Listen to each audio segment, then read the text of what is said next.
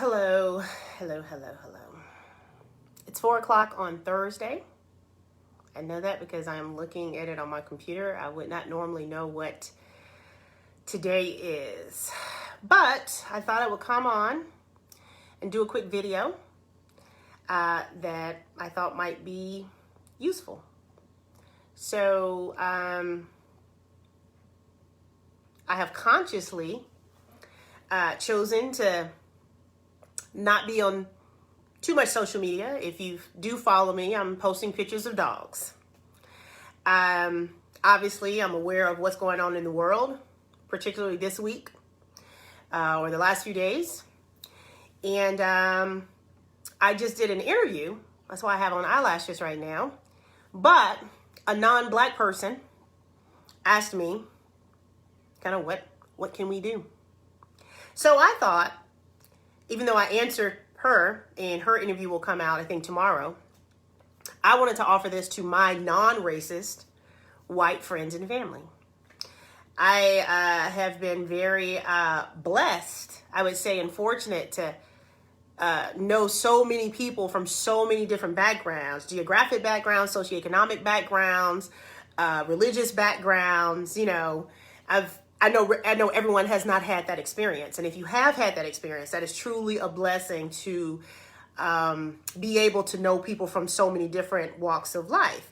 And that does not make their walk of life your walk of life, but it helps give you some insight, and it also helps to give you perspective and an appreciation for this person. Okay, Heather said no sound. Can y'all not hear me?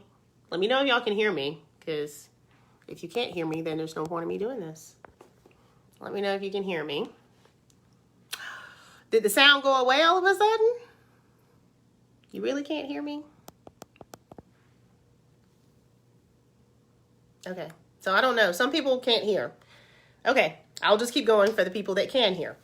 Okay, so, but anyway, so it is a blessing to be able to know so many different people. And now when you watch movies or television, or you see things that don't have anything to do with you, it might have a different effect on you, because now you know somebody that it does have to do with. And that's the beauty of knowing different kinds of people, because no, it might not be your experience, but because you love someone and that's their experience, you have a different sensitivity to it, right? So that's just kind of basic, right? Why it's important to know people from different places and experiences. So it might be as simple as knowing someone from the Middle East, and you have been taught all these things that are upsetting about the Middle East, and then you meet somebody and love them, and you're like, okay, I have a different appreciation for when people say that, because that's a gross generalization of a country and of people.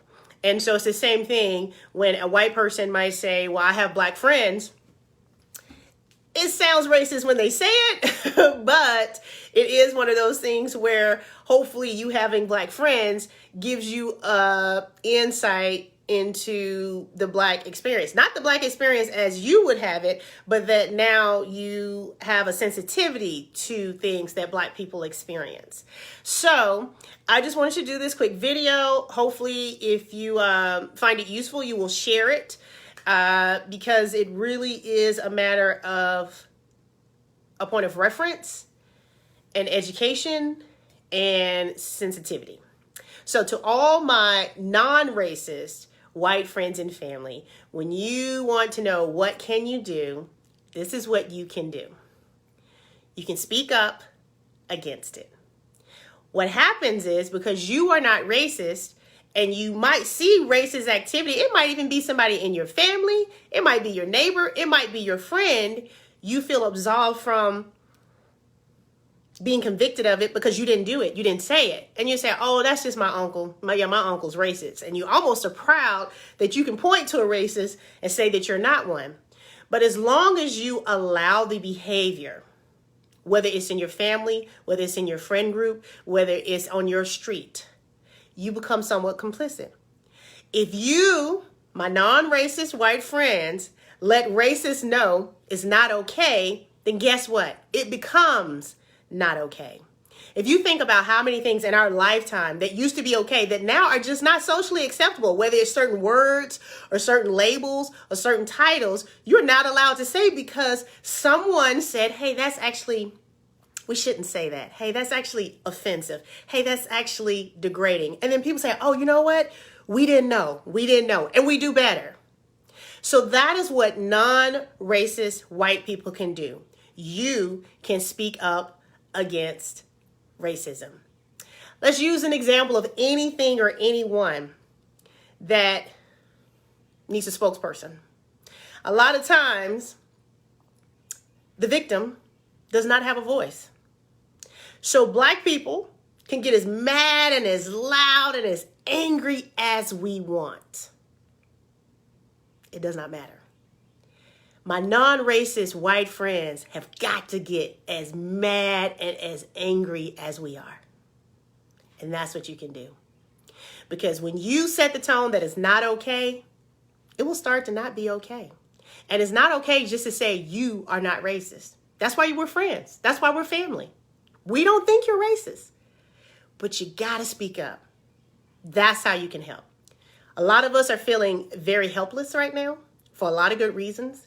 But that is one thing you can do right now, not just today, not just this week. We need to get past the moment and turn this into an actual movement. I know we can do it. I know we can do it. But we got to do it together. So don't feel sorry for Black people. Don't feel bad for Black people. Speak up for what's right. Speak up for humanity. And speak up for what your heart is telling you. It's scary, right? It's scary to speak up because that's your brother. And you don't agree with your brother, but you don't speak up and tell him it's not okay. And that's your friend. And you don't agree with your friend, but you don't speak up and say that's not okay. That's not okay. It's not okay. That's all you got to do. That's the start. Start there. It's not okay. All right? That's all I got for y'all today.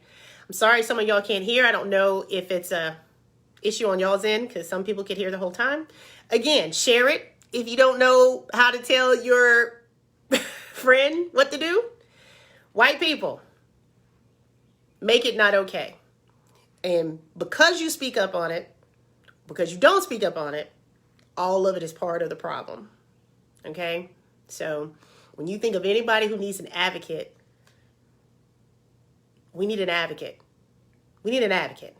If you think of an abused child, that abused child probably is not going to get a whole lot of help without somebody advocating. Whether it's foster care, whether it's an adopt, whether it's social worker, somebody has to advocate. And sometimes it can't be the person in the chokehold.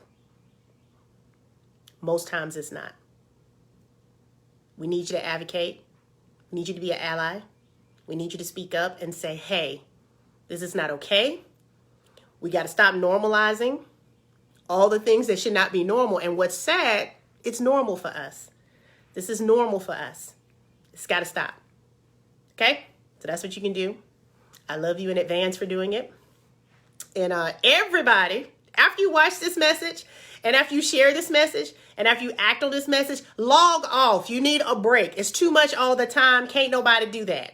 Okay? Go outside, take a walk, plant a garden, walk a dog. Make a paper airplane. Go jump rope. Do something. Okay. All right, folks. I love y'all. I actually mean it. Some of y'all. Okay. Take care.